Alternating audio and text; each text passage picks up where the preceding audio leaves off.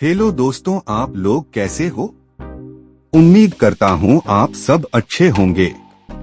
इस वीडियो को देखने से ज्यादा ध्यान से सुनने में आपको समझ आएगा, क्योंकि आज की यह कहानी गौतम बुद्ध की वह सीख है जो आपके मन को शांत करना सिखा देगी। इसलिए वीडियो को अंत तक जरूर सुनना। एक समय की बात है, एक युवक अपने मन से बहुत परेशान था। उसका मन कभी क्रोध करता, कभी डराता, कभी आलस लाता, कभी भ्रम में डाल देता। वह अपनी माँ से भी बार बार उलझ जाता था। माँ समझाती, लेकिन वह सुन नहीं पाता। एक दिन वह गौतम बुद्ध के पास पहुंचा। उसने सिर झुकाकर कहा, भगवान, मैं हार गया हूँ। मेरा मन मेरा गुलाम नहीं बनता। वह मुझे जहाँ चाहता है वहाँ ले जाता है। बुद्ध शांत भाव से मुस्कुराए। उन्होंने पूछा, तुम सबसे अधिक प्रेम किससे करते हो? युवक बोला, मेरी माँ से। बुद्ध ने कहा, तो वहीं से सीखो। युवक चौंक गया। बुद्ध बोले, जब माँ तुम्हें डांटती है तुम क्या करते हो?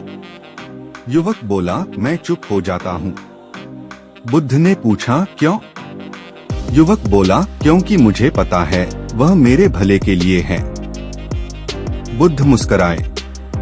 उन्होंने कहा, यही मन को साधने की पहली विद्या है। मन भी बच्चे जैसा है। डांटो तो बिगड़ता है, समझाओ तो सीखता है। बुद्ध ने कहा, माँ अपने बच्चे को मारती नहीं, वह धैर्य रखती है। वह बार बार समझाती है। मन के साथ भी वैसा ही करो। युवक ध्यान से सुन रहा था। बुद्ध ने कहा, जब क्रोध आए माँ को याद करो, जब आलस आए माँ की मेहनत याद करो। अगले दिन से युवक ने अभ्यास शुरू किया।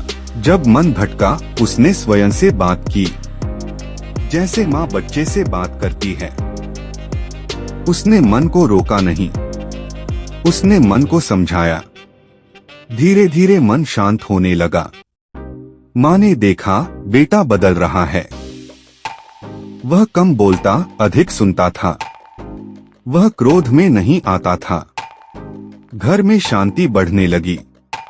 कुछ समय बाद युवक फिर बुद्ध के पास गया। उसने कहा, भगवान, मेरा मन अब सुनता है।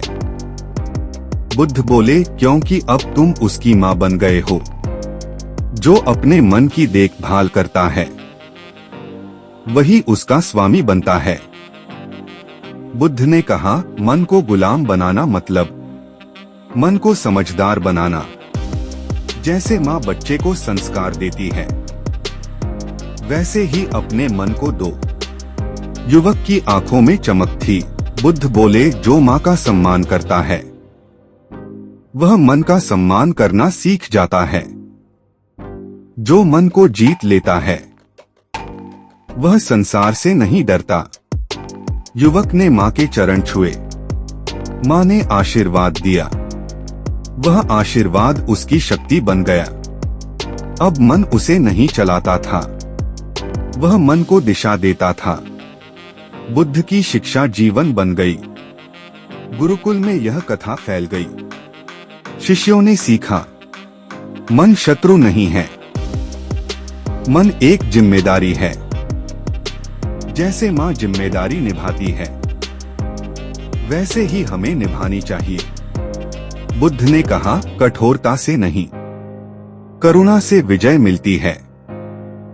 युवक अब शांत और स्थिर था। उसका व्यवहार बदल चुका था।